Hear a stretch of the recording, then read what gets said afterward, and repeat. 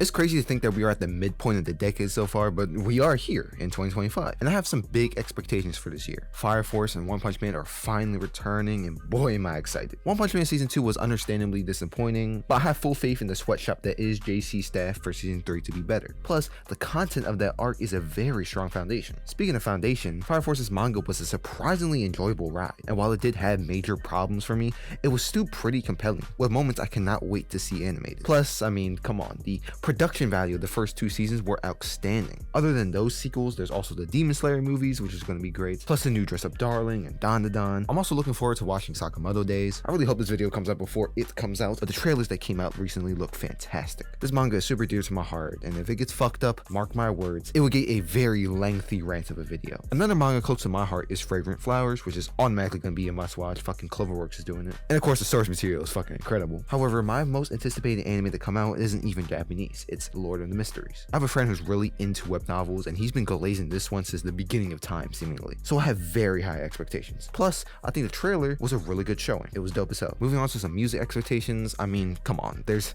no way Cardi isn't dropping this year, right?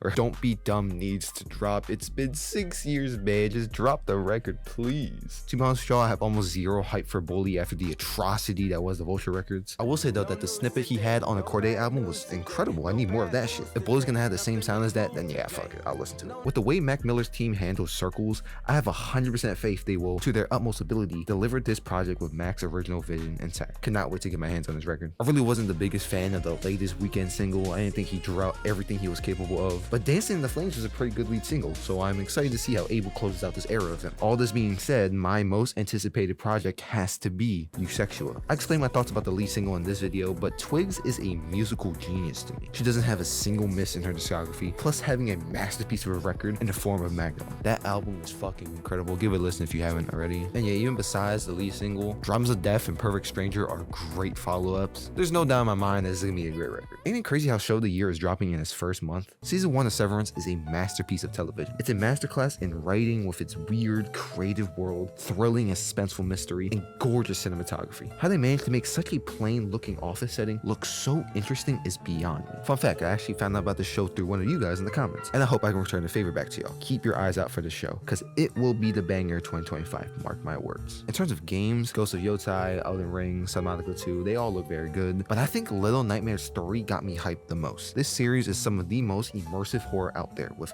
storytelling I found incredibly captivating and thrilling. Plus, the way Little Nightmares 2 ended, I'm just so curious of where the franchise is going to lead itself next.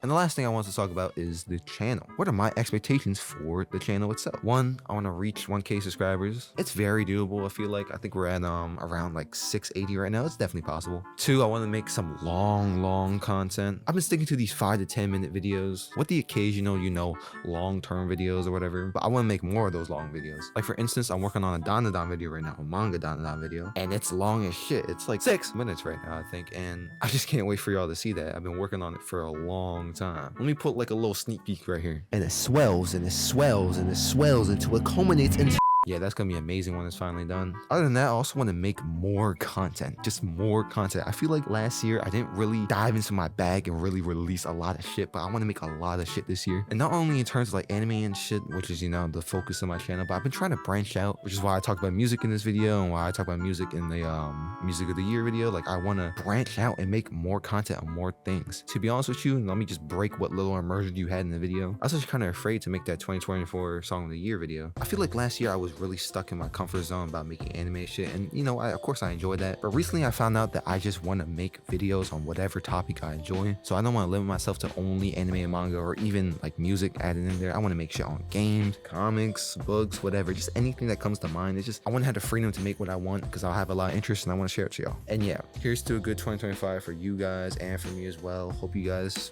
stay for the ride that's gonna be this year. It's gonna be a very turbulent year for the channel, hopefully. And yeah, thanks for watching. See you tomorrow.